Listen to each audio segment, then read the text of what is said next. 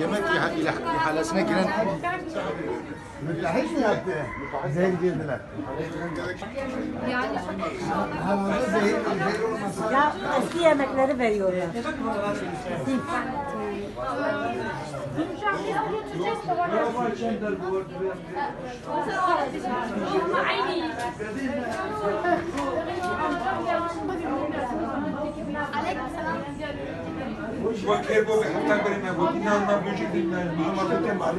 Bu niye bitmeyi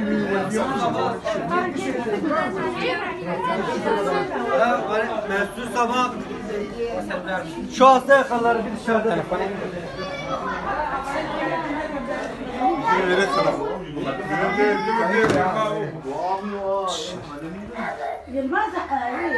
Hangi okuldan geliyorsun?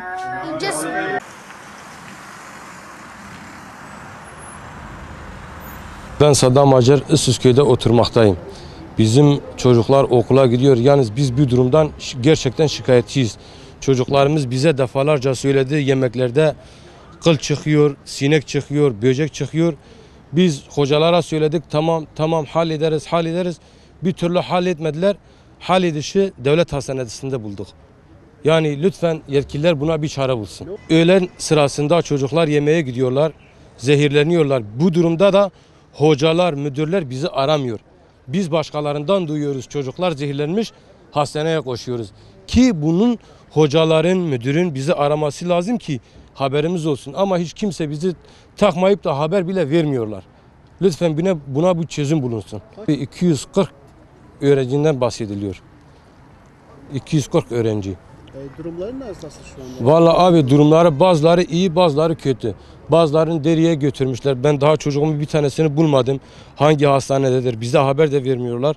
Kızımı buldum ama daha çocuğumu bulmadım. Ben Mehmet Selim Asi, Issızköy'de ikamet etmekteyim. Şöyle biz evdeydik. Yani tamamen öğretmenleri dışında bir haber aldık. Yani öğretmenleri bizi aramadı. Ya da bize ulaşmaya çalıştılar da ulaşamadılar. Tam onu ben bir şey diyemem ama bir sağdan soldan duyduk. Okula koştuk. Okulda öğrenciler yoktu. Hastaneye almışlar. Apar topar geldik. Gıda zehirlemesi diye müşahede altına almışlar. Kimilerinin durumu çok iyi değil. Serum falan takmışlar. Tedavi etmeye çalışıyorlar ama yani özellikle yani yetkililere sesleniyorum.